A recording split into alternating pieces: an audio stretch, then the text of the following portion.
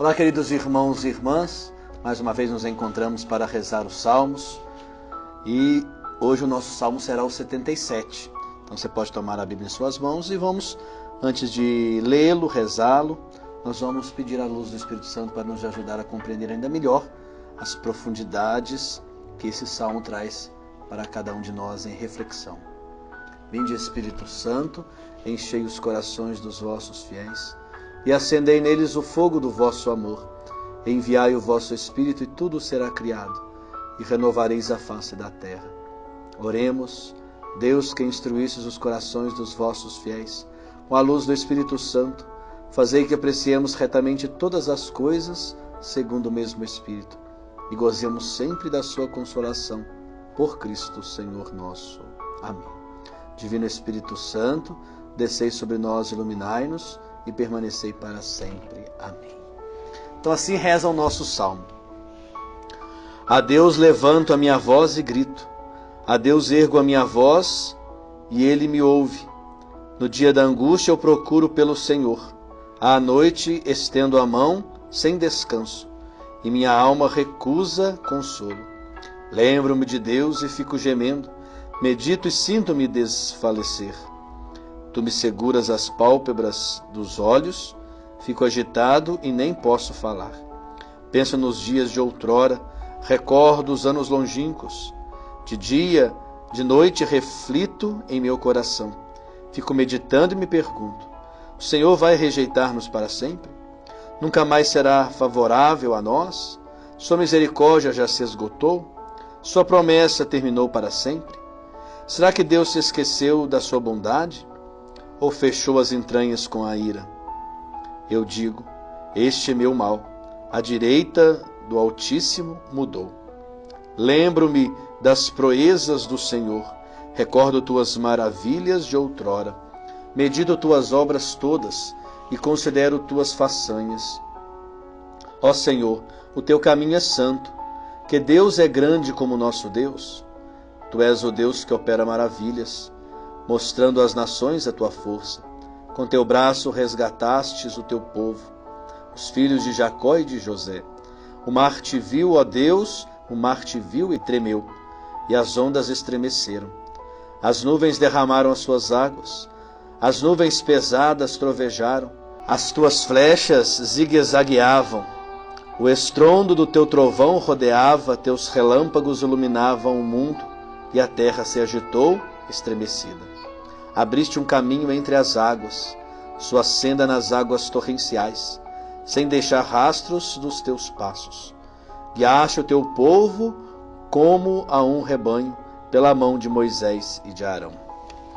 Queridos irmãos e irmãs, nós temos aqui então o Salmo 77. Podemos perceber que é um salmo de súplica coletiva.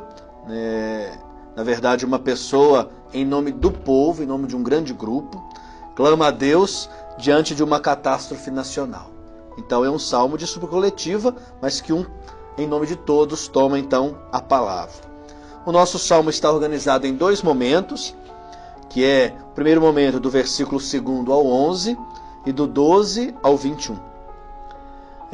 Se podemos pensar no primeiro como cheio de saudades, e até um saudosismo e de forma pessimista, o segundo, a pessoa olha o passado e encontra ali forças para esperar, para confiar em Deus. Então transfere, muda o seu pensamento ali diante da recordação das proezas e maravilhas que Deus fez no passado. O primeiro momento começa com uma breve introdução. O autor grita, e o seu grito é um pedido de justiça, que Deus faça justiça diante da covardia e injustiça que estavam acontecendo ali em nível nacional. A cena seguinte, ela se passa à noite, então é uma espécie de pesadelo que a pessoa tem, e esse pesadelo de fato não deixa ela dormir. O autor recorda o passado glorioso do povo que teve lá, do resgate do povo do Êxodo. Isso aumenta mais a confusão na mente desse povo, desses que dormem. Há, na verdade, um contraste entre a situação passada e a situação presente. Porém, tudo gira em torno de muitas perguntas, mas muitas perguntas que na verdade ficam sem respostas, né, diante do clamor do povo muitas vezes, né? E perguntas que dizem respeito à ação de Deus na vida do povo, né? Dando a impressão de que Deus não se comove mais com a desgraça do povo, né? Não se comove mais com a desgraça do aliado, visto que Deus se colocou sempre aliado do seu povo, né? A conclusão dessa primeira parte é triste e é pessimista, como nós falamos. Ali no versículo 11 justamente expressa isso. Eu digo, este é o meu mal, a direita do Altíssimo mudou, né? Quer dizer, a mão direita do Altíssimo mudou, né? Assim o Salmo. A mão direita recorda as ações libertadoras realizadas na vida do povo. Então, ao dizer que a mão direita do Senhor mudou, quer dizer que agora o Senhor não passa mais a fazer as suas ações libertadoras, que Deus esqueceu, que Deus não se comove mais, que Deus não é aliado do seu povo. Essa é a conclusão da primeira parte. A segunda parte, queridos irmãos e irmãs, a atenção se volta para o passado, recordando ali 4 coisas importantes que depois fazem o povo superar esse pessimismo, né? As proezas, as maravilhas, as obras e as façanhas do Senhor. Ao relembrar tudo isso, viu que o Senhor se porta como aliado diante do seu povo, né? E se concentra-se nas maravilhas principais que Israel conhece. No versículo 16, lembra isso? Com teu braço resgataste o povo, os filhos de Jacó e de José, né?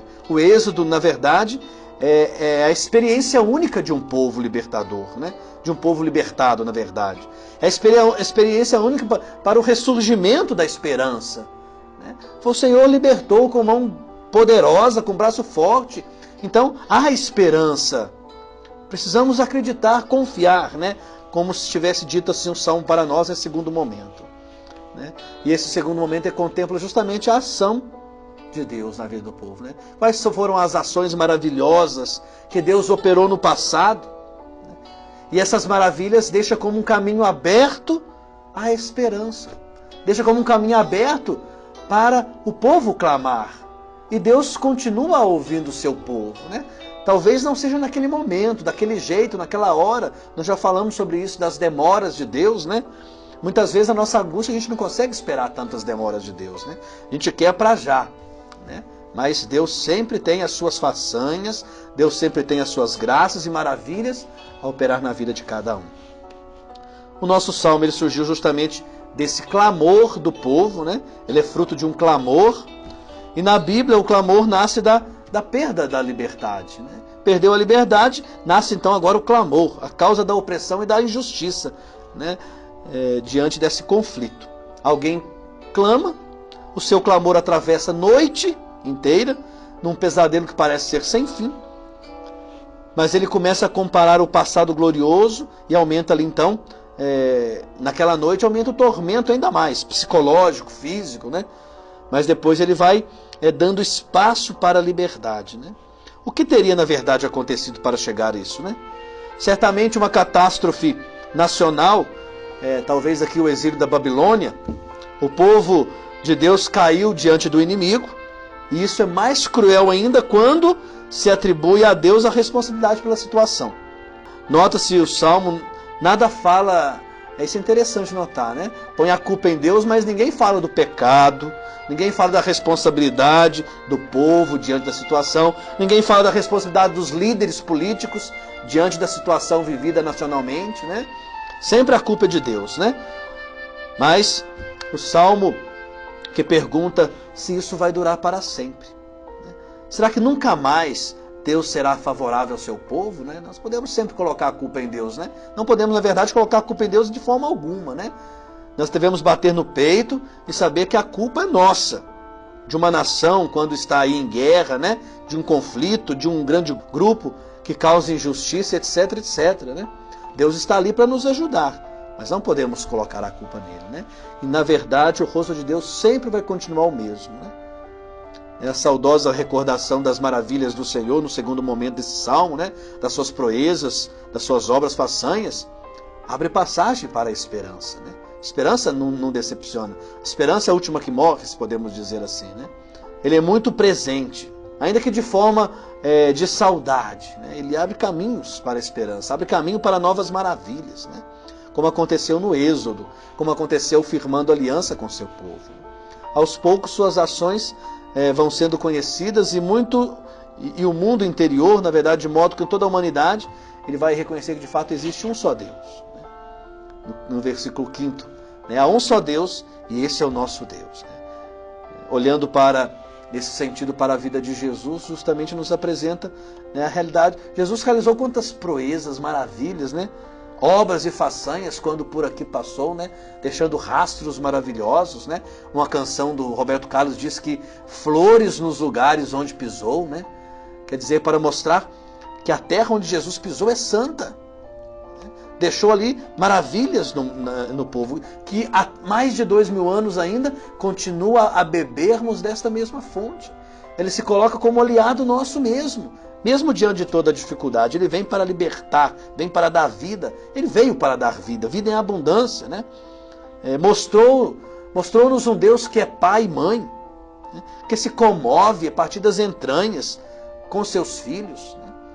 Caso pode a mãe esquecer dos seus filhos, Deus não esquecerá, não é verdade? E Jesus afirmou que Ele é o bom pastor, né? Que nos conduz da escravidão para a liberdade, da morte para a vida, né? Da prisão para a liberdade, né? E não ficou indiferente ao clamor do povo, né? Ouviu a todos, sentiu compaixão, né? Sentou junto, refletiu, curou, perdoou, né? Passou por esse mundo fazendo bem, né? Que possamos também nunca esquecer das maravilhas que Deus tem operado em nossa vida, né? São tantas as graças, talvez num momento difícil da caminhada, a gente esquece tudo que Deus já tem feito pra gente e a gente se desespera, a gente esmorece, né? A gente perde a fé. Não podemos fazer isso não. É nesses momentos de dificuldade que nós temos que lembrar do passado, para iluminar o presente e encher o nosso coração de esperança, porque Deus continua sempre sendo o mesmo, realizando aliança e se colocando ao nosso lado na caminhada da vida. Glória ao Pai, ao Filho e ao Espírito Santo, como era no princípio, agora e sempre. Amém.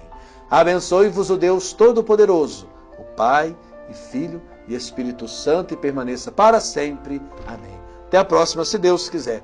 Um grande abraço a todos.